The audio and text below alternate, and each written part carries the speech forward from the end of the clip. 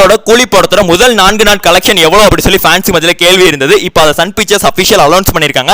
அதை கேட்டல இருந்தே நிறைய ஹேட்டர்ஸ்க்கு வந்துட்டு பாத்தீங்கன்னா வைத்தறிச்சலா தான் இருக்கு. நம்ம வந்து சொல்லி ஆகணும். முதல் 4 நாட்கள்ல நம்மளுடைய கூலி படம் 404 கோடி கலெக்ஷன் பண்ணிருக்கு. அந்த மாதிரி வந்து சொல்லியிருக்காங்க. இது பல ரெக்கார்ட்ஸ் வந்து தான் பிரேக் பண்ணிருக்கு. நம்ம தளபதியோட கோட் படத்தை அடிச்சு ஓட விட்டுருக்கு அதோட லைஃப் டைம் கலெக்ஷனை. அதே மாதிரி வேட்டைன் படத்தோட லைஃப் டைம் கலெக்ஷனும் இது வந்துட்டு பார்த்தா முறியடிச்சிருக்கு அப்படிதான் சொல்லணும். அதே மாதிரி லியோ படத்தோட கலெக்ஷனுமே முறியடிச்சிருச்சு. லியோ படம் வந்துட்டு பார்த்தீங்கன்னா 600 கோடி கலெக்ஷன் அந்த மாதிரி வந்து சொல்லிட்டு இருக்காங்க. பட் உண்மையில அது ஒரு படம் 200-300 கோடி கிட்ட தான் வந்து கலெக்ஷன் பண்ணியிருந்தது. அந்த ஒரு கலெக்ஷனையும் வந்துட்டு தான் முறியடிச்சிருச்சு. பட்னா என்ன பொறுத்தளவுக்கு இந்த 404 கோடி அப்படிங்கிறது முதல் 3 நாளுக்கான கலெக்ஷன் டீட்டெயில் தான். 4 நாளுக்கான கலெக்ஷன் டீட்டெயில் கிடையாது. ஏன்னா 4 நாள் கலெக்ஷன் டீட்டெயில் இன்னும் சன் பிக்சர்ஸ்க்கு ஃபுல்லாகவே போய் சேர்றத.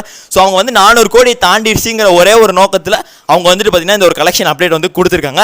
எங்களை பொறுத்தளவுக்கு முதல் 4 நாட்களில் இந்த ஒரு படம் 510 கோடி கிட்ட கலெக்ஷன் பண்ணியிருக்கு. இன்னைக்கு மண்டே வீக் டேஸ் வந்து தான் ஸ்டார்ட் ஆயிடுச்சு.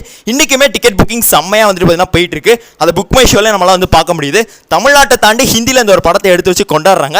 இன்னும் வரைக்கும் 1000 கோடி போகிறதுக்கு வாய்ப்புகள் இருக்குது இந்த ஒரு படத்துக்கு.